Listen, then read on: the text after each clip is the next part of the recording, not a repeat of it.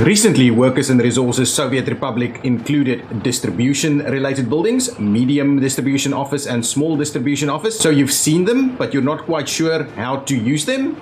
Well, stay tuned. I will show you how I use them in this video.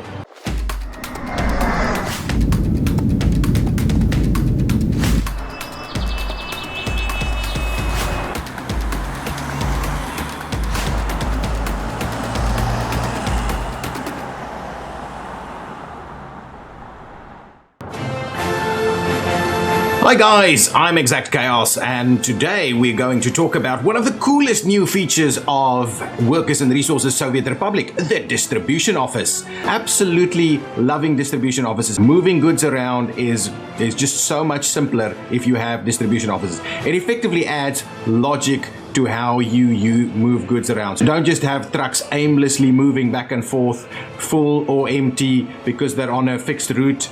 Without any logic, distribution offices is the key. So there are a few ways I use distribution offices in the game. Firstly, basic push distribution, and I call it push. I'm not sure if that's the actual term for it. In my mind, it refers to pushing goods from one location to multiple locations. So let's have a look at this facility over here.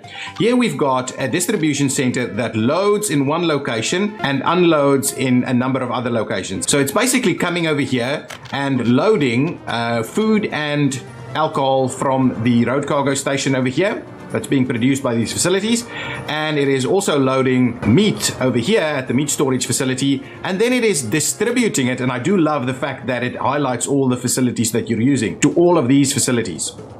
Okay, so we've got grocery stores and a pub over here, and they need food and all these kind of things. So the cooler things here are, now what we can do is we can check what are the levels at those destination buildings. So the grocery stores and the pub, what levels do they have in terms of the various goods that we're distributing through the center? So you can say, well, they need to have a 50%. So let's have a look at this guy over here. You can see it's got, I'm still buying though, but we are providing a little bit more. Let's put this up at 90% so that they fill these things up a little bit more. So now there goes our trucks to go and make sure it's all filled up. So with the push distribution facility like this, as long as your production buildings continue to have sufficient stock, all of your buildings will have stock at a certain level. You can see I have, and I typically do use backup imports just to make sure that we don't run out of food for our people.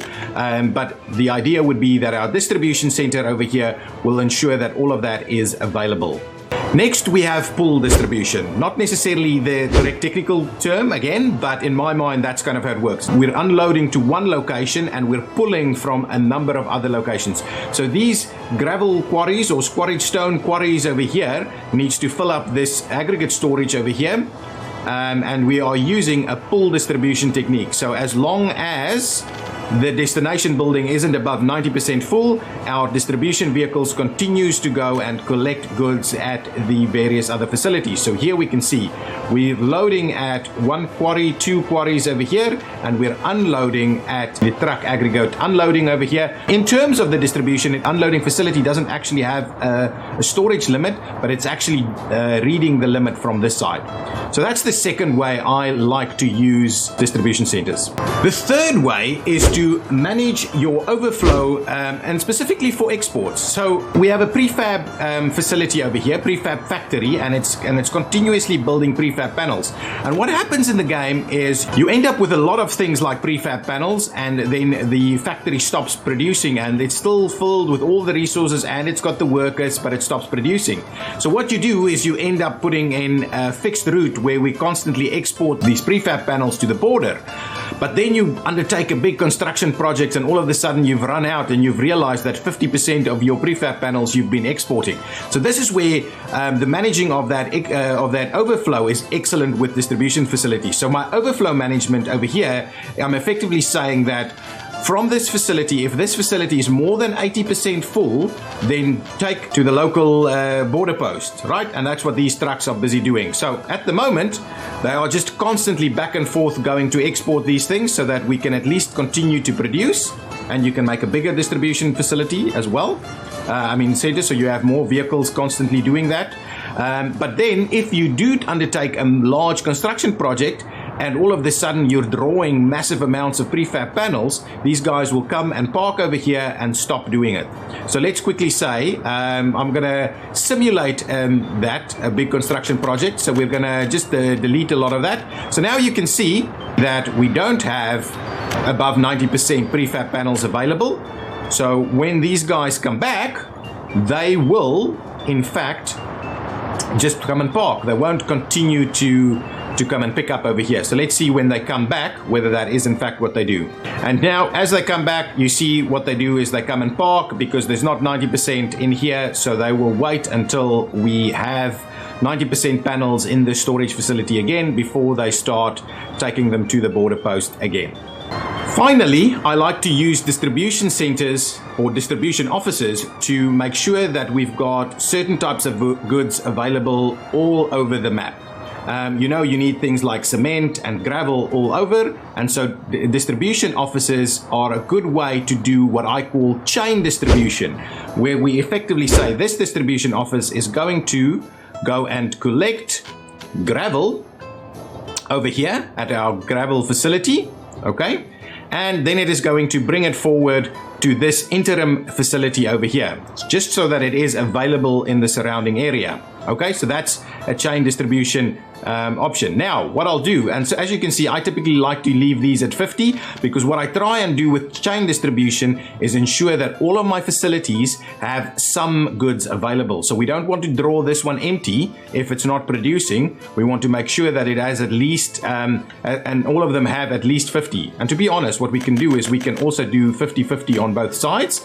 And so it won't collect there unless it is 50% full, and it will keep bringing it here. If it's over 50, it will keep bringing it here until this one is 50% full as well. And so doing that, you can ensure that you have a supply all over.